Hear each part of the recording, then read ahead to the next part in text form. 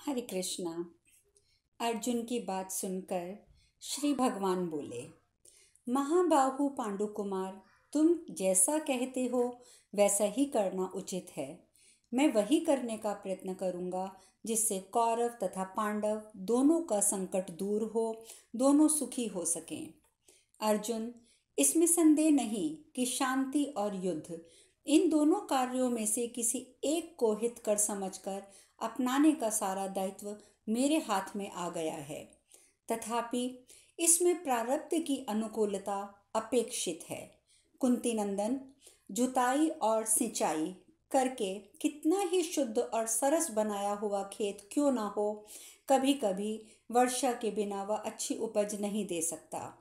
जिस खेत में जुताई और सिंचाई की गई है वहाँ ये पुरुषार्थ किया गया है, परंतु वहाँ भी दैववश सूखा पड़ गया तो वह निश्चित रूप से देखा जाता है। अतः पुरुषार्थ की सफलता के लिए प्रारब्ध की अनुकूलता आवश्यक है। इसलिए पूर्व काल के महात्माओं ने अपनी बुद्धि द्वारा यही निश्चय किया है कि लोकहित का साधन दैव तथा पुरुषार्थ दोनों पर निर्भर है।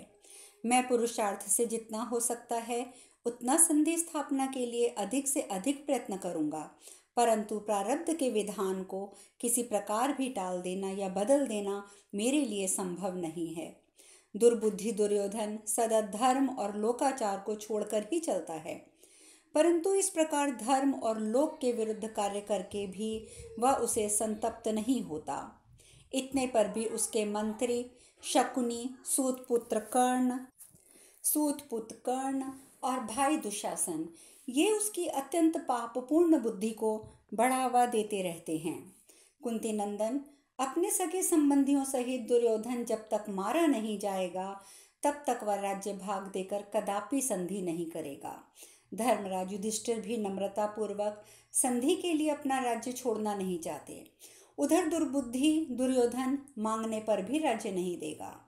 भरत नंदन, धर्मराज युधिष्ठिर ने केवल 5 गांवों को मांगने के लिए जो आज्ञा दी है तथा नम्रता पूर्वक वचनों से जो संधि का प्रयोजन बताया है वह सब दुर्योधन से कहना उचित नहीं है, ऐसा मैं मानता हूँ, क्योंकि वह कुरु कुल कलंक पाप आत्मा उन सब बातों को कभी स्वीकार नहीं करेगा। हम लोगों का प्रस्ताव स्वीकार न करने पर वह इस जगत में अवश्य ही वध के योग्य हो जाएगा। भरत, जिसने तुम सब लोगों को कुमारावस्था में भी सदा नाना प्रकार के कष्ट दिए हैं, जिस दुरात्मा एवं निर्दयी ने तुम्हारे राज्य का अपहरण कर लिया है, तथा जो पापी दुर्योधन युधिष्ठिर के पास संपत्ति देखकर शांत नहीं रह सकता है, वह मेरे और समस्त संसार के लिए भी वध्य ही है। कुंती नंदन, उसने मुझे भी तुम्हारी ओर से फोड़ने के लिए अनेक प्रकार से चेष्टा की है, परंतु मैं उसके पापपूर्ण प्रस्ताव को कभी स्वीकार नहीं कर सकता। महाबाहो, तुम जानते हो कि दुर्योधन की भी मेरे विषय में यही निश्चित धारणा है कि मैं धर्मराज युधिष्ठिर का प्रिय करना चाहता हूँ। अर्जुन, इस प्रकार तुम दुर्योधन के मन की भावना तथा मेरे दृढ़ निश्चय को जानते हुए भी आज अनजान की भांति क्यों मुझ पर संदेह कर रहे हो? कुंती कुमार, जो देवताओं का परम दिव्य भूभार उतारने के लिए निश्चित विधान है उससे भी तुम सर्वथा परिचित हो। फिर शत्रुओं के साथ संधि कैसे हो सकती है? पांडुनंदन, मेरे द्वारा वाणी और प्रयत्न से जो कुछ हो सकता है वह मैं अवश्य करूंगा, परंतु पार्थ, मुझे ये तनिक भी आशा नहीं है कि शत्रुओं के साथ संधि की जाएगी। विराटनगर में गोहरण के समय तुम्हारे अज्ञातवास का वर्ष पूरा हो चुका था। उस समय भीष्म जी के मार्ग में दुर्योधन से याचना की कि तुम पांडवों को उनके राज्य देकर उनसे मेल कर लो, परंतु वह कल्याण और हित की बात उसने स्वीकार नहीं की।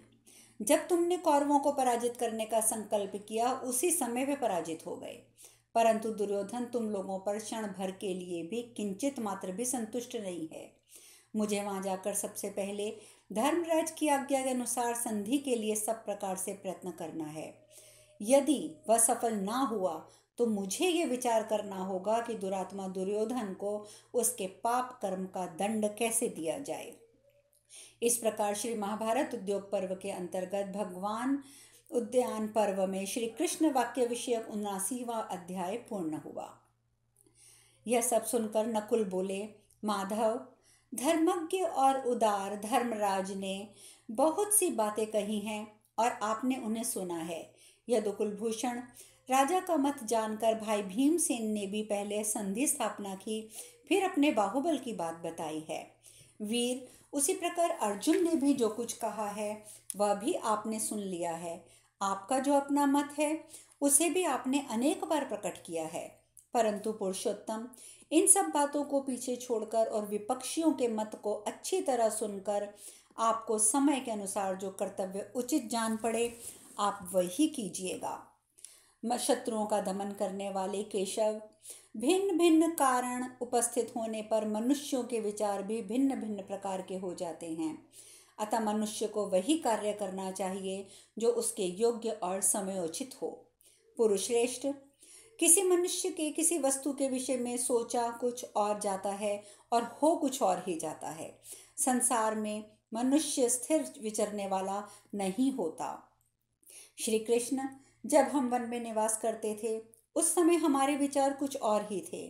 अज्ञातवास के समय वे बदलकर कुछ और हो गए और उस अवधि को पूर्ण करके जब हम सबके सामने प्रकट हुए हैं तब से हम लोगों का विचार कुछ और ही हो गया है। वृषणनंदन, वन में विचरते समय राज्य के विषय में हमारा वैसा आकर्षण नहीं है जैसा इस समय है। वीर जनार्दन, हम लोग वनवास की अवधि पूरी करके आ गए हैं। यह सुनकर आपकी कृपा से 7 अक्षौणी सेनाएं यहाँ एकत्र भी हो गई हैं। यहाँ जो पुरुष सिंह वीर उपस्थित हैं उनके बल और पौरुष अचिंत्य हैं। रणभूमि में इन्हें अस्त्र शस्त्र से सुसज्जित देखकर किस पुरुष का हृदय भयभीत ना हो उठेगा। आप कौरवों के बीच उससे पहले सांत्वनापूर्ण बातें कहिएगा और अंत में युद्ध का भय भी दिखाइएगा, जिससे मूर्ख दुर्योधन के मन में व्यथा ना हो।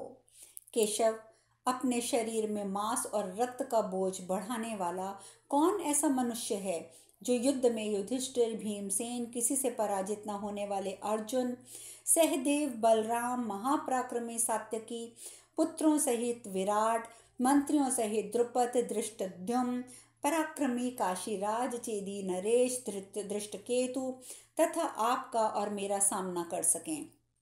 महाबाहो, आप वहां केवल जाने मात्र से धर्मराज के अभीष्ट मनोरथ को सिद्ध कर देंगे, इसमें संशय नहीं है। निष्पाप श्री कृष्ण, विदुर, भीष्म, द्रोणाचार्य, वाहिक, ये आपके बताने पर कल्याणकारी मार्ग को समझने में समर्थ हैं। ये लोग राजा धृतराष्ट्र और मंत्रियों सहित पापाचारी दुर्योधन को समझा बुझाकर शायद राह पर भी लाएंगे।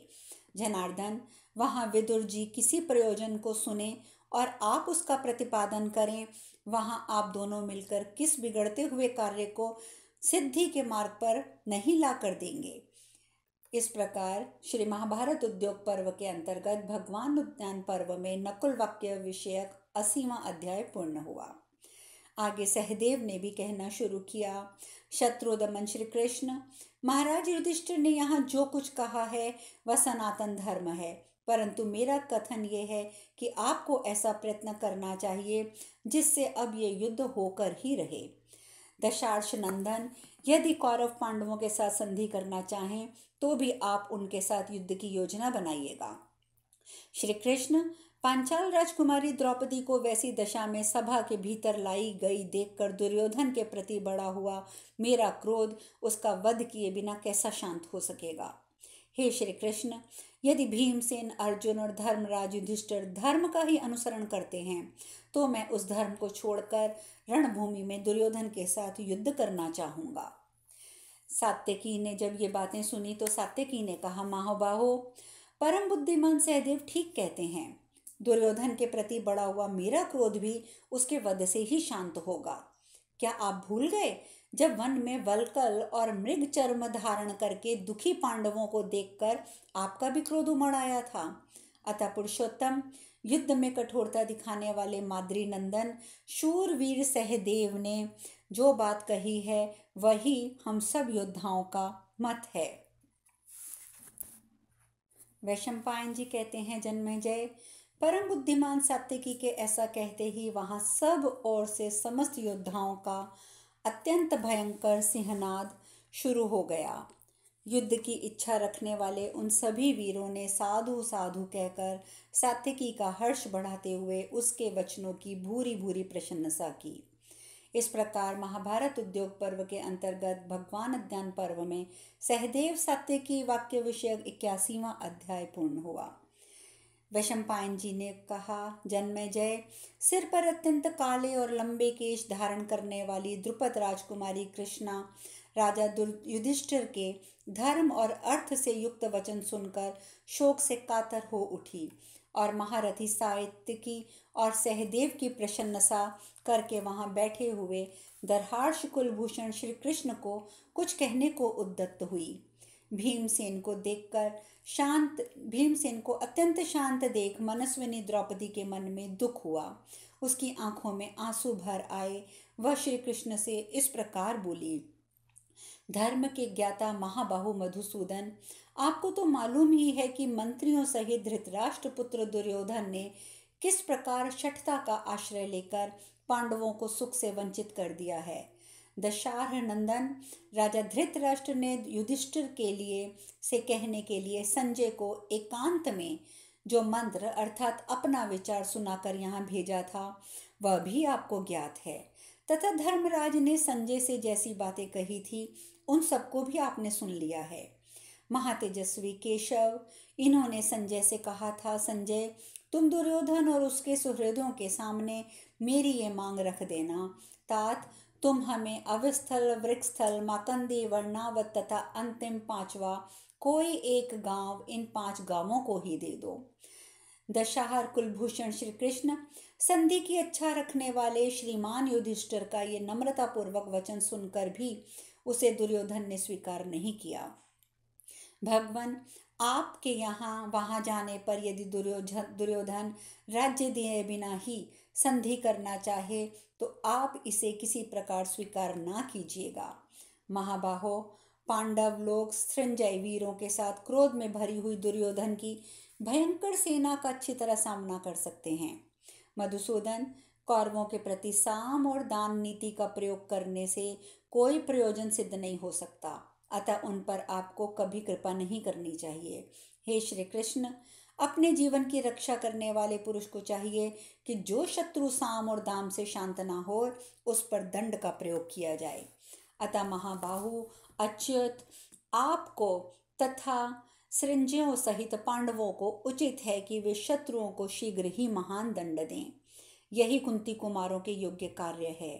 श्री कृष्ण, यदि ये किया जाए तो आपके भी यश का विस्तार होगा और समस्त क्षत्रिय समुदाय को भी सुख मिलेगा।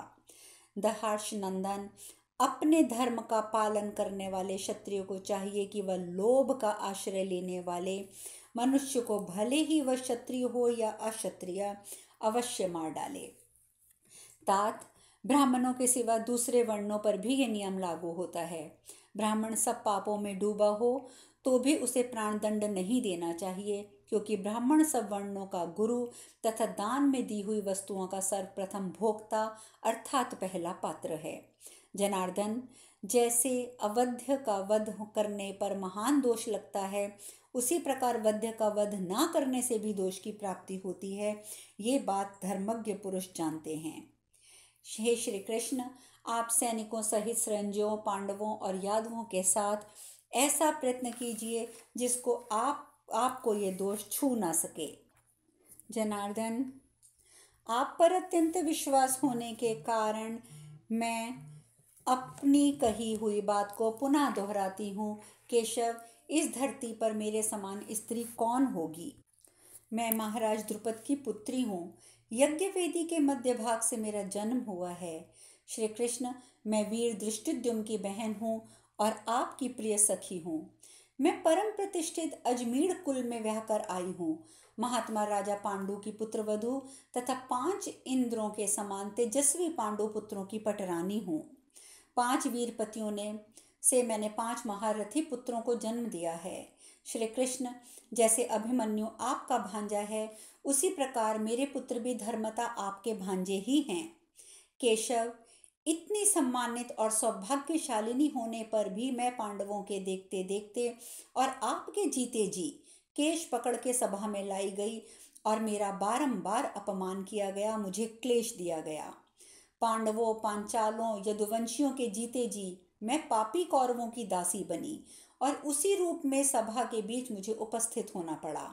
पांडव यह सब कुछ देख रहे थे, तो भी ना तो इनका क्रोध जागा, ना इन्होंने मुझे उनके हाथ से छुड़ाने की चेष्टा की है। उस समय मैंने अत्यंत असहाय होकर मन ही मन आपका चिंतन किया और कहा, गोविंद, मेरी रक्षा कीजिए। और प्रभु, तब आपने ही कृपा करके मेरी लाज बचाई। उस सभा में मेरे ऐश्वर्यशाली श्वसुर राजा धृतराष्ट्र मुझे आदर देते हुए उन्होंने कहा, पांचाल राजकुमारी, मैं तुम्हें अपनी ओर से मनोवांछित पर पाने के योग्य मानता हूँ, कोई वर मांगो। तब मैंने उनसे कहा, पांडव रथ और आयुधों सहित दास भाव से मुक्त हो जाएं। केशव, मेरे इतना कहने पर वे लोग वनवास का कष्ट भोगने के लिए दास भाव से मुक्त हुए थे। जनार्दन, हम लोगों पर ऐसे ऐसे महान दुख आते रहे जिन्हें आप अच्छी तरह जानते हैं।